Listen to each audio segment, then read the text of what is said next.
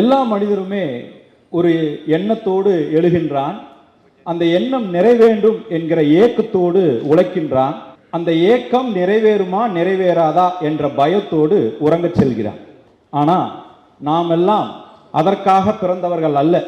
நாமெல்லாம் உயர்ந்த எண்ணங்களை உதயச் செய்து உதிக்கச் செய்து அதை உரமாக விதைக்கச் செய்து அதை நம்முள் இருக்கக்கூடிய அபரிவிதமான திறமைகளை முழுவதுமாக வெளிப்படுத்தி அடைவதற்காகவே பிறந்தவர்கள் அப்படின்னு சொன்னா உண்மைதானே?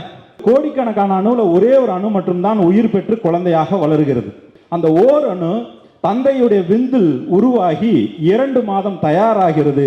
61வது நாள் அது தாயினுடைய நாதத்தில் வந்து விழுந்து தாயினுடைய கருவில் வளர்கிறது. 10 மாசம் அம்மா கிட்ட, 2 மாசம் அப்பா கிட்ட, 2 சேர்ந்தது 12 மாசம்.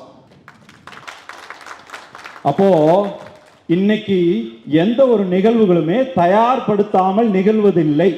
ஒரு ப்ரிப்பரேஷன் ஒன்று இருக்கு. 2 மாசம் ப்ரிப்பரேஷன் ஒரு குழந்தை வளர்றதுக்கு. அதே போலத்தான் இன்னைக்கு நான் கடல்ல இருந்தாலும், உங்களுக்கு பண பிரச்சனை வந்தாலும், உங்களுக்கு உறவுகள்ல சிக்கல் வந்தாலும், உங்களுக்கு தொழில சிக்கல் வந்தாலும், உங்களுக்கு ஆரோக்கியத்துல சிக்கல் வந்தாலும், உங்களுக்கு சமுதாயத்துல சிக்கல் வந்தாலும் தயார்படுத்துதல் இல்லாமல் விளைவுகள் இல்லை. வாழ்க வளமுடன், வாழ்க விழிப்புடன். நன்றி, வணக்கம்.